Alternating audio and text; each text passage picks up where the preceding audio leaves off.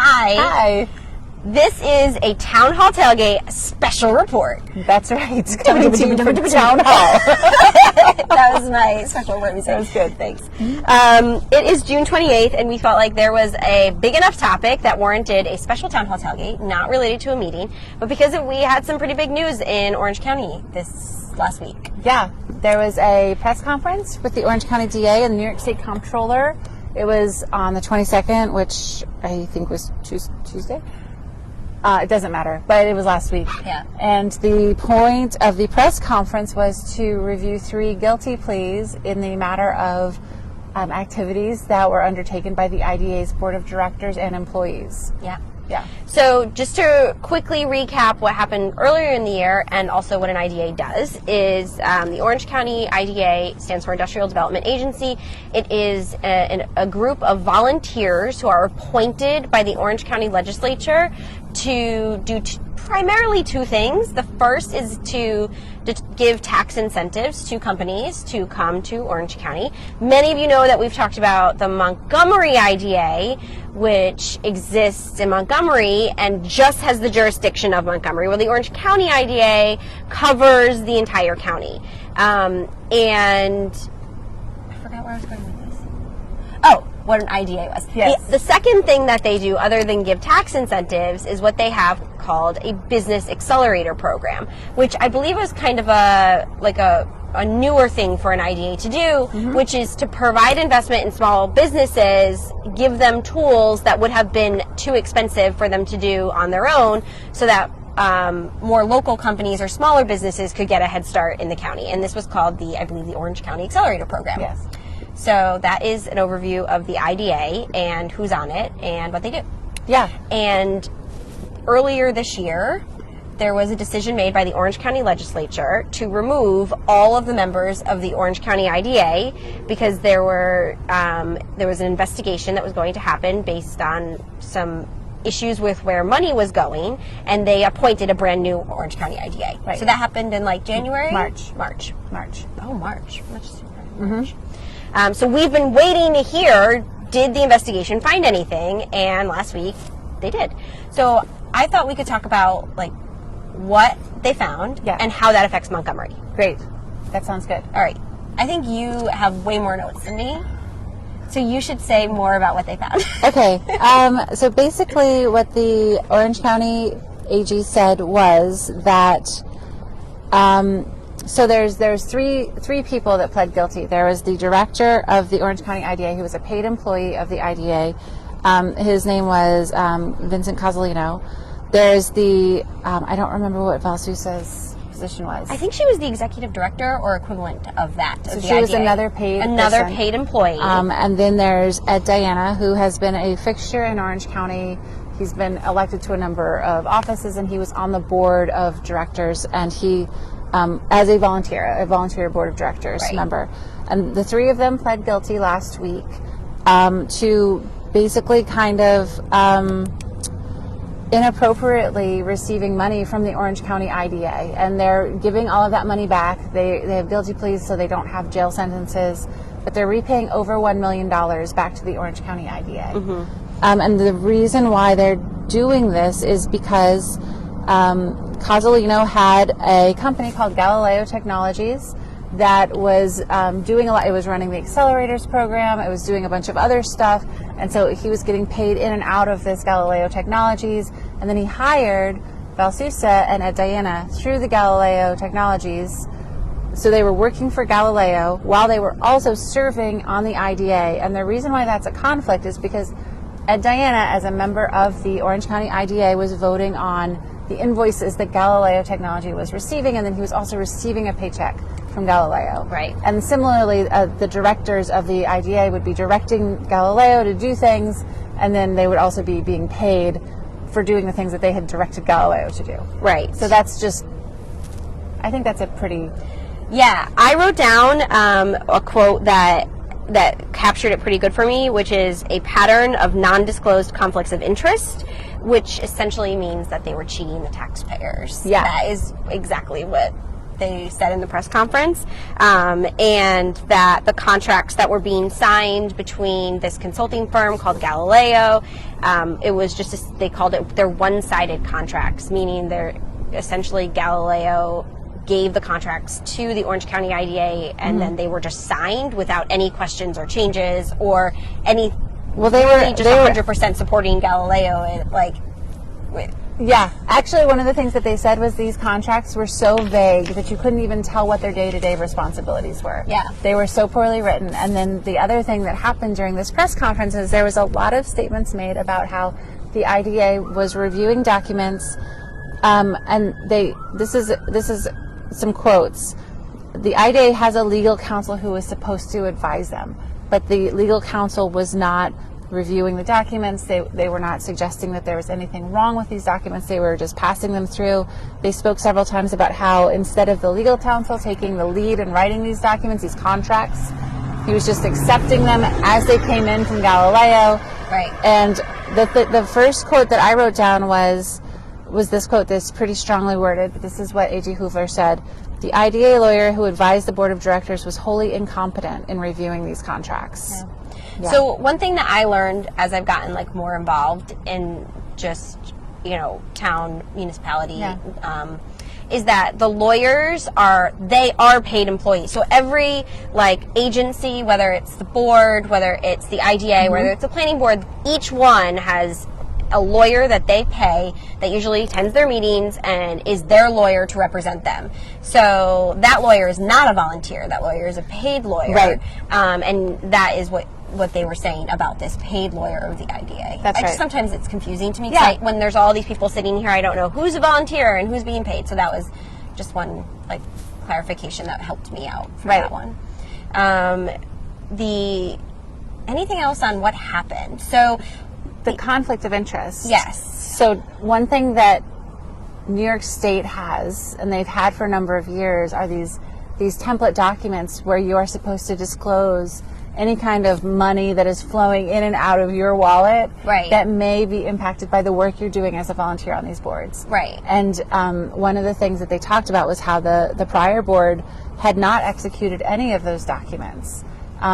And in fact, the new board only just signed these in June, with the assistance of the Orange County DA's office. They did have an old conflict of interest form that they were using because they pulled it up in the press conference. Yeah. And one of the things that I think was at the end, right? And I'm glad I waited to the end of this press conference because I've signed conflicts of interest in my career, in my jobs, to make sure that, as a consultant, I am not being paid by or having decisions from a company that we're consulting with. And, it's just always, it's important that you have a good form. But when they pulled it up in the meeting to show an example of the old form, they pretty much said, and I didn't write down the quote on this one, I don't know if you did, that it was really hard to understand.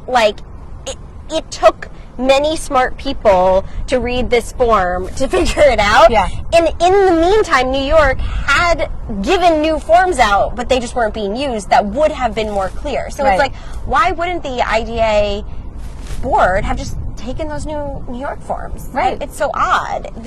They called it an unintelligible and inartful form. I did write it down. That was a good quote. Yeah. And actually, so this certificate of independence has been in place since January 2006. So, they've been using this form for a really long time. So, one of the things that, I've been thinking about all this week is, what this means for Montgomery, right? Because it's been posted all over the Residents Protecting Montgomery Facebook page. It's been in the record online. But, what does this mean for us? So, what I know it doesn't mean for us is that this was not affected to our Montgomery IDA. That's right. Totally different. Totally different. The Montgomery IDA was not involved in any of this, and I just wanted to be super clear on that, just in case there were any questions on it. There's no overlap there. Where there is overlap is that one of the volunteers, who's an appointed IDA member who was removed back in March, also holds a position as an elected official in the village of Montgomery. And as a county legislator.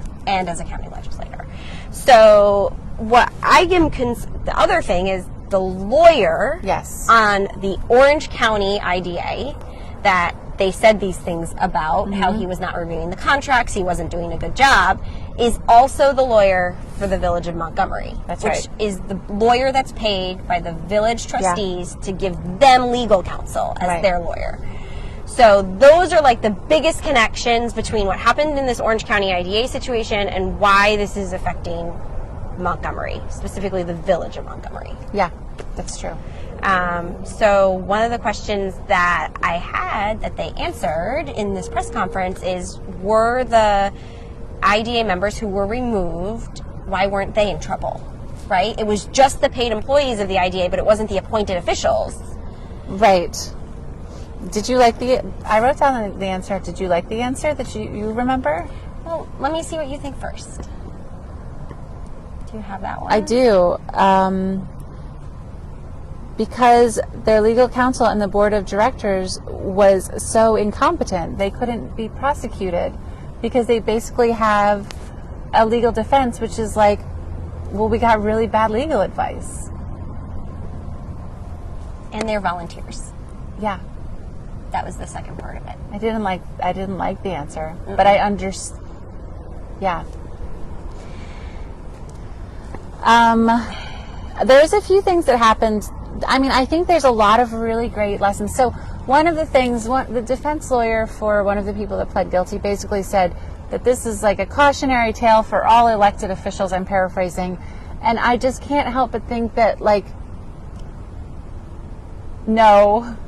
He's like, if this could happen here, it could happen to anyone. Yeah, and no. I think that that's a false statement. I think so. And I read a follow-up, like, opinion piece on it, that was just not accurate. That's just a thing that you say when you're supporting your client. No, this is not a misunderstanding. There was no $90,000 misunderstanding. Right. But I think that some of the important lessons from this, though, is that, like, one of the things that they kept saying is that the board of directors kept approving documents that they didn't know what they said. Right. They kept approving invoices that they didn't have any clarity about what the money was going for, contracts that they didn't understand, and when they were interviewed, they couldn't even tell the interviewee, the AG's office or the comptroller's office, what the daily job was, right? We mentioned that before. So if you are doing your job as a volunteer on a board member or as an elected official, you have an obligation to, like, actually read the stuff. Right. Yeah. It may not be legally persecutable for incompetence, but it's still your job. Right. And the people who pled guilty were not the volunteers. They were either in a consulting, Ed Diana, but then he was also being paid. Yeah. But the other two were paid consultants and employees of the IDA, because that was some of the conflict, is that they were consultants and also employees of the same entity. But their bosses were the IDA volunteers. Right. So whether you are a volunteer boss or a paid boss, you are a boss. And as a boss, your job is to oversee what your employees are doing and know what their job responsibilities are. That is like the basic management 101. I'm not sure where that was missed, right? Whose responsibility that was specifically. Was it everybody's? But it didn't happen. Yeah. It just didn't happen. Yeah. Another thing that I thought was really interesting is one thing that I thought was really funny was how the comptroller's office and the Orange County DA's office were very pleased to have worked so well with each other, and they actually said at one point, like, we do a lot of work like this together. Like, I'm paraphrasing again. We've always worked really well together. And as I was listening to that, I was thinking, like, what else have they been working on together in Orange County? So this was the state. Why are they so well practiced? The state and the county at working together. Yeah, in pursuit of criminal, I don't know, accounts against elected officials. We're great friends. Oh my gosh, I did not feel like that was something to be proud of. But are you reading too much into it? No. I mean, that was just more of a funny point. So tomorrow, there's going to be a press conference that's being led by, I believe, Michael Paduch, who is the Orange. He's on the Orange County legislature, And minority he's leader. the minority leader as a Democrat. But I believe I heard that it was a bipartisan press conference as a response from the Orange County Legislature to what happened last week with the IDA, and that's going to be at 3:30. We are going to, Don is going to live stream it on RPM for us. Yep. So that will come from there, and I'm really interested to see how this happens. Like, one of the questions that I have is if somebody is found, like a lawyer, to not do a really good job, or I'm saying this nicely, to do a terrible job in one of their roles, how does that affect the role in Village of Montgomery? Like, I worry about what is happening in the Village of Montgomery because of what happened on the Orange County IDA. And whose responsibility is that? Right. Is it the voters all have to step up? Is it some kind of legislative body that has to step up and say, hey, we should do a finer detail look into all of these people and their elected or appointed roles in Orange County? Yeah. I think that's what I would want to do. I don't know if you can do that legally. I don't know either. I will say, though, that there were a lot of really strongly worded terms that were used, like the word malpractice was used. Yep. They said being a bad lawyer is not illegal, and they used the word incompetent. They used incompetent a lot. A lot. I stopped counting with the times that they used the words incompetence, related both to the past IDA that was removed. That's and right. Their inability to remove, and their lack of oversight, and then the lawyer that was not advising them but should have been. Right. And all of this conversation about malpractice and like bad lawyering, it left me feeling really frustrated because I don't practice engineering, like in any of the roles that I'm doing here, but I am a professional engineer of the state of New York. And so if I do something that is incompetent and somebody dies, I can be held criminally responsible for that. Like, that's part of the code of ethics for an engineer in the state of New York and the country. Right. And it's important. And you've seen this happen. Like, there was that Kansas City catwalk collapse. Like, whenever a bridge collapses, they always look to see whose fault it is. They do a deep dive. And it's like they penalize the engineer. Yeah. It's a big deal. And so I don't understand why, if you have got over $1 million of IDA funds, which are kind of taxpayer funds in a convoluted way. They are considered tax funds. Yes. How they got there is a longer story than this live stream, but we're happy to answer that in a different context. Yes. Because it is taxpayer funds. Right. It counts as our money. Yeah. So, like, why can you play fast and loose with that much money? Why don't you have to maintain fiduciary responsibility over funds like this? Right. Like, is there a threshold also? Like, would it have been better if it was $500 instead of $1 million? Like, I just think I have a lot of unanswered questions about why some professions are held to a different standard. Yeah. Yeah. All right. Anything else? We have 2 people in our studio audience that are not on camera. Are there any things, you guys, that we're missing? You're going to do an overview tomorrow. Yeah, I'm going to be able to go to the press conference tomorrow, so I'll be able to check in. Yeah, I'm going to watch after I have a swim class with my daughter during the press conference. Yeah. So I will be swimming and doing a lesson with her, but then afterwards we'll pop out and I'll find you sometime tomorrow to recap. Mm-hmm. All right? Yeah. All right. Have a good night, everybody. Good night. Bye.